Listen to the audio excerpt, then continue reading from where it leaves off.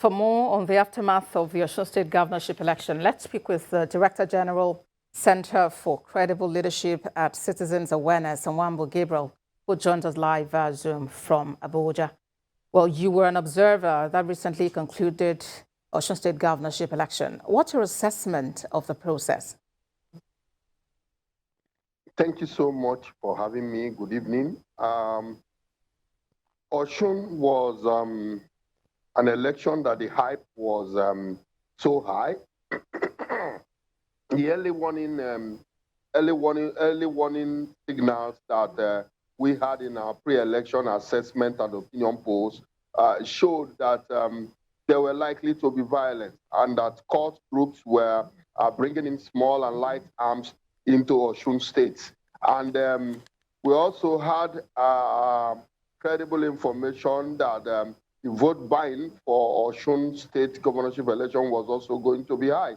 So most of the organizations that were accredited by INEC raised alarm, and I'm sure this is why we were able to have elections that were fairly in tune, in line, that was consistent with the provisions of the Electoral Act 2022 as amended and the relevant electoral laws. So our general assessment for Osun is that the election was credible, it was transparent, it was free, it was fair. But then there was a massive vote buying, just like we saw in the state. But all the same, the election was generally peaceful and was conducted by INEC in line with the requisite law. Well, we're nearing an election year, and of course, all eyes are on INEC. There is this innovation, the bimodal voting accreditation system, BVAS. What impact do you think it had on this poll?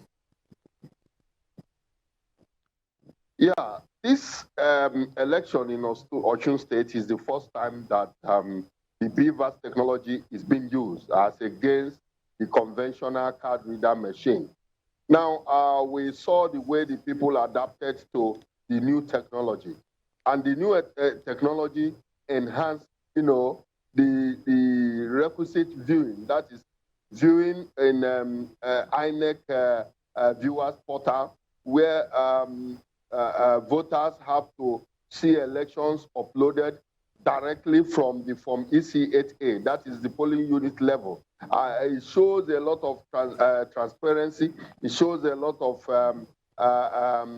non-committal in terms of the electoral management body. It shows transparency in line with the relevant electoral laws. But what we are saying essentially is that this election in Osun State is an off-season election. And for off-season elections, INEC has to deploy all its machinery, all its staff to ensure that the elections are transparent and credible. But when it is general elections, INEC is likely to be more stretched, in terms of manpower, in terms of the technology required, in terms of off-season election might not be very correct to say we are using the off-season election to judge or adjudge the 2023 election, which is conducted simultaneously across the country.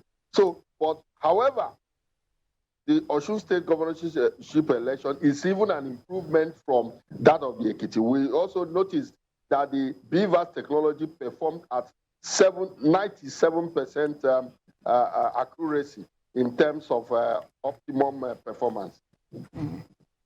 All right, Dr. Gabriel, you have mentioned your concerns at this time. And but then if we may look at Anambra, look at Ekiti, and then look at Osun, how ready, how prepared would you say INEC is for the 2023 general election? Yeah, well, last year when Anambra had its own governorship election, as at that time, the 2022 Electoral Act as amended has not been signed into law as at that time. So the proper judgment should be Ekiti and Osun, which is facing the new law, as it were, and of course the BVAS technology.